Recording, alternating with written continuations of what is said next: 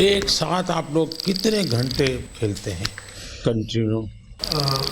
I think e sports athlete जो होते हैं वो दिन के 6 से 7 घंटे प्रैक्टिस के देंगे, क्योंकि वो उनकी पूरी रूटीन होती है। वो दिन में उठने का समय, गेम का समय, डाइट, सब कुछ होता है। कंटेंट क्रिएटर्स का सर अगर मैं बताऊँ तो आई थिंक सब लोग ऐसे होते हैं कि दिन में 12 घंटे सिर्फ सोच ही रहे हैं, और फिर हो सकता है वीडियो बनाने में वो 2 घंटे ही बन गए या फिर वो 10 दिन तक नहीं बने। हमारे देश में क्रिएटिव की दृष्टि से गेम की दुनिया में कंट्रीब्यूशन कितना होगा? पिछले 2 साल में जो कंटेंट बन रहा है इंडिया में यूट्यूब पे, वो बहुत नेक्स्ट लेवल बन रहा है। लाइक सब ऑफकोर्स लोगों के पास फोन्स आ गए हैं, सबके पास अभी इंटरनेट एक्सेस आ गया है, तो हम लोग ऐसा नया नया कंटेंट देख रहे हैं इंडिया में जो आई थिंक वर्ल्ड में किसी ने बनाया नहीं है। मैं शौक हो जाता हूँ कि इंडिया में इतना सस्ता है, इतना मतलब अच्छा है। इवन फॉर एग्जाम्पल अगर गेमिंग बाजू में रखी तो example UPI is also system जो बाहर इतना अच्छा नहीं, मतलब कोई सिस्टम नहीं है जो इंडिया में। It's a blessing. गेमिंग की दुनिया में आज करोड़ों बच्चे हैं, उनको ये मालूम है कि हमारे यहाँ इंटरनेट इतना सस्ता है, उसी के कारण उनके लिए अपॉर्चुनिटी बनी है। पता है? बिल्कुल सर, सर मैं तो खुद ही मानता हूँ सर कि पूछोगे ना वो सबसे पहले बोलेगा फ्री इंटरनेट। यहाँ पे जो भी बैठा है हम सब, हमारी शुरुआत ही ऐसी हुई है सर। जिस तरह से free internet, cheapest internet I think India के टॉप 5 चीपेस्ट कंट्रीज में आते हैं। तो सर आज के दिन भारत में 15,000 गेम डेवलपर्स कहे जाते हैं एंड 1400-1500 से ज़्यादा गेम स्टूडियोज भी है। सर वैसे तो भारत में अगर आप देखो जो गेमिंग है 5 से 6 साल पहले ही बूम होनी शुरू हुई। 2019 में आई थिंक मैं बोलता हूँ कि गेमिंग काफ़ी स्पीड पकड़ी, रफ्तार पकड़ा, और सब कुछ मेरे आने के बाद जी एक ऐसी घटना बताइए किसी के साथ आपको गेमिंग के दरमियान कुछ हो रहा, आपने कहा और एक स्पार्क कर गया, ऐसा कुछ याद आता है? मेरे तो लाइव चैट में आया था, एक लड़का बोला था कि मेरा ब्रेकअप हो गया, तो मैंने बोला था कोई बात नहीं, तेरा भाई तेरे साथ है। देखिए मान लीजिए कि मैं एक बिल्कुल स्टूडेंट हूँ और मुझे कुछ मालूम नहीं है ये गेमिंग की दुनिया क्या है। परसेप्शन का ही मुझे पता है जो ये बच्चे टाइम खराब करते हैं, पता नहीं दिन भर उसी में बैठा रहता है। मुझे याद है मैं परीक्षा पे चर्चा कर रहा था, तो मैंने ऐसे कहा कि ये बच्चे ने मुझे उलट पुलट पूछा, मैंने कहा तो ये पबजी वाला लगता है, ये पबजी वाला है क्या? वो तो मोमेंट था सर, जब आपने ये पबजी वाला है बोला था, तो मैं उस समय पबजी में रिप्रेजेंट कर रहा था इंडिया को, और मेरे रिलेटिव्स तब मेरे को ऐसे मम्मी को कॉल करके बोल रहे थे कि ये नमन को बोला था क्या, क्योंकि तब मैं इतने उस रिप्रेजेंट कर रहा था तो वो सबको पता था, तो कहीं आपने मुझे तो नहीं बोला, ये डाउट आ गया सबको। ये एक ऐसा क्षेत्र है जो अननोन है। ऐसी स्थिति में क्या आप लोगों को क्या अनुभव आता है जब बच्चों से बात करते हो, उनके परिवार से बात करते हो? कोई तो माँ बाप ये थे कि तुम बंद करो, मेरे बच्चे को बिगाड़ रहे हो। ये तो सर अगर पेरेंट्स मिलते हैं हमें, पेरेंट्स यही बोलते हैं कि हमारे बच्चों को बोलो कि पढ़ाई करे, सिर्फ आपके वीडियोस देखते रहते हैं। तो मैं अच्छा फिर वो काम भी आप ही को कहते हैं। बहुत बार न्यूज में देखा है कि पेरेंट्स का क्रेडिट कार्ड यूज करके बच्चों ने गेम्स में इन गेम पैसे होते हैं वो लिए, एंड वो चीज बहुत बड़ी न्यूज हो जाती है। उससे क्या होता है कि फिर हमें भी अफेक्ट हो जाता है उससे। राइट नाउ मेरा एक ही गोल है कि अगर किसी बच्चे को भी ई स्पोर्ट्स एथलीट बनना है या बहुत स्किल लेवल पे, टॉप लेवल पे खेलना है, उनको मैं कैसे गाइड करूं, उनका पेरेंट्स को मैं कैसे गाइड करूं, बिकॉज ये अवेयरनेस बहुत कम लोग के पास है। घर में ऐसा लगता है कि जैसे स्पोर्ट्स एक एक्टिविटी जरूरी है या डांसिंग सीखना माँ बाप चाहते हैं कि बच्चे को आना चाहिए, क्योंकि वो भी एक व्यक्तित्व के विकास का एक हिस्सा है। लेकिन ऐसी चीजों को प्रतिष्ठा मिलने में सदियों की एक पुरुषार्थ रहा है।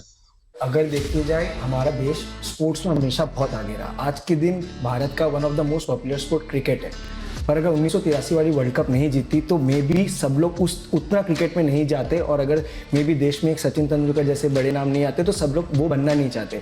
सर गेमिंग 5-6 साल पहले ही शुरू हुआ और आज काफ़ी लोग हैं इंडस्ट्री में, कम्युनिटी में हमारे जैसे गेमर जिन्होंने भारत को रिप्रेजेंट करके नाम कमाया है। तो सर आई थिंक आज कोई गेमिंग के लिए अगर ये पूछे कि ये क्यों करना है, तो मैं उनको यही जवाब देता हूँ कि इसको आप साइड हसल रखिए। जो लोग सोचते हैं अनऑर्थोडॉक्स है, बेकार चीज़ है, टाइम वेस्ट कर रहे हैं लोग अपना, उसको करके आप प्राइम मिनिस्टर, अभी हम लोग प्राइम मिनिस्टर सर के रेजिडेंस में, तो वहाँ तक जाके उनसे बैठ के एक राउंड टेबल में बैठ के उनसे बातें कर सकते हो, तो वो बहुत अनरियल था। और फॉर श्योर लोग अब गेमिंग को एक अलग नज़रिए से देखेंगे कि हाँ ये भी कुछ है और इसमें भी कुछ करा जा सकता है। एज अ गेमर मैं कहूँगा कि ये मेन इम्पोर्टेंट चीज़ जो पीएम सर ने मेंशन की कि डाउन द लाइन ग्रो करना है एक इंडस्ट्री को, तो उसमें एक पेरेंट्स का इन्वॉल्वमेंट बहुत ज़रूरी है। उनका वही पेरेंटल एडवाइस, पेरेंट्स की सपोर्ट करना, वो एक बहुत इम्पोर्टेंट फैक्टर है।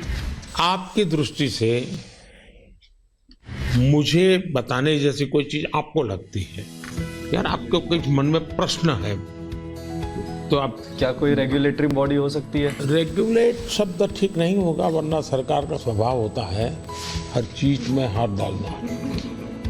सरकार का मूल नेचर ये है। अब दो चीजें होती है कि या तो आप उनको दबाने की कोशिश करो, या तो कानून इन सारे बंधन लगा करके उनको अलग करो। दूसरा है कि आप चीज को समझो, समझ करके हमारे देश की रिक्वायरमेंट के अनुसार उसको मॉडिफाई करो, उसको कुछ कानून नियम व्यवस्था के अंदर ढांचा में लाओ, उसकी एक प्रतिष्ठा बढ़ाओ। अगर प्रतिष्ठा बढ़ जाती है तो फिर बुरा करने वालों को बहुत देर लगती है। मेरी तो कोशिश है कि देश की स्थिति इतनी आगे ले जाएं हम कि 2047 तक खास करके मध्यम वर्गीय परिवारों की जिंदगी से सरकार बिल्कुल बाहर निकल जाए। वरना ये कागज लाओ, वो कागज लाओ, ये दो, यहाँ क्यों गया, वहाँ क्यों गया, उसी में ही जिंदगी फंसी हुई है।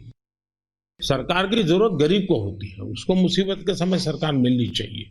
सर आई थिंक एक चीज़ जो डेफिनेटली करा जा सकता है ईज़ ऑफ बिजनेस के लिए, सर ई स्पोर्ट्स को आइडेंटिफाई किया जाए।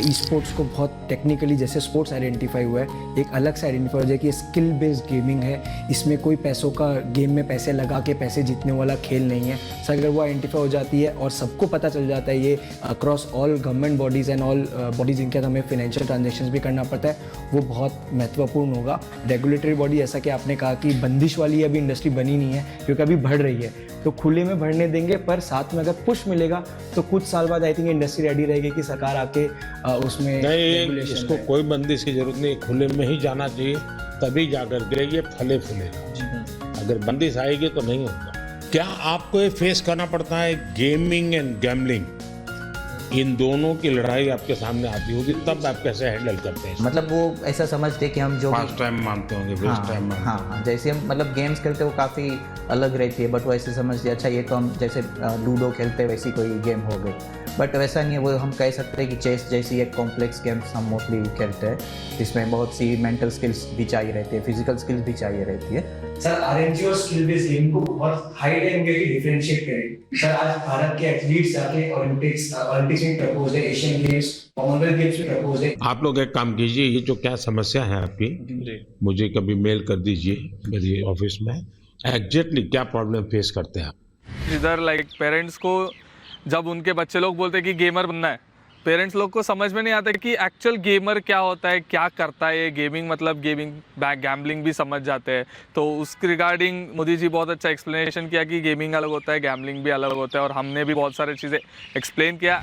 अब इतने सारी मात्रा में बच्चे जुड़ चुके हैं, उनको आप रोक नहीं सकते, तो उनको आप सही रास्ते पर ले जा सकते हो। तो सही रास्ते पर ले जाना है तो आपको लगता है डूज एंड डोंट्स, पढ़ाई करो, ये तो ठीक है, हम कह दिए तो पढ़ाई करो, और क्या क्या बातें आप सोचते हैं कि जिसको उसको केयर करना चाहिए? बच्चे बिल्कुल चाहते हैं कि यही करे, तो हम लोग सर, मैं तो हमेशा अपनी स्ट्रीम पे क्लियर बोलता हूँ, कोई भी आके बोले कि भैया मुझे भी आपके जैसा बनना है, तो मैं तो साफ बोलता हूँ भाई अगर तुम्हें मेरे जैसा बनना है तो जैसे मैं चला वैसे चलो। मैंने कॉलेज किया, कॉलेज के साथ किया, मैंने जॉब करी, मैंने जॉब के साथ किया, जब तक नहीं चला मैंने ऐसा नहीं करा कि सब दुनियादारी छोड़ के मैं बस लगे रहा कि नहीं यही काम करेगा, यही काम करेगा। आज के टाइम पे गेमिंग और स्पोर्ट्स मतलब उसमें दो कैटेगरी आती है। जैसे ई स्पोर्ट्स में आप कम्पीट करते हो, और कंटेंट क्रिएशन में ऐसा है कि हम गेम के अराउंड वीडियोस बना रहे हैं, उसमें 4 दोस्त मिलके कुछ फन कर रहे हैं, तो वो लोग देखना पसंद करते हैं लाइव स्ट्रीम में। जो मैं समझ रहा हूँ आपकी बातों से 3 स्टेज है। एक तो है जो गेम खेलने के लिए आने वाला खिलाड़ी है, दूसरे वो लोग हैं जरा क्रिएटिव माइंड के हैं, तो उस गेम उसका लाइव स्क्रीनिंग ये वगैरह कर करके बाद में एक छोटा सा वीडियो बनाना, इसमें थोड़ा रंग भर देना वो। और तीसरा जो महत्वपूर्ण है कि गेम इटसेल्फ बनाना।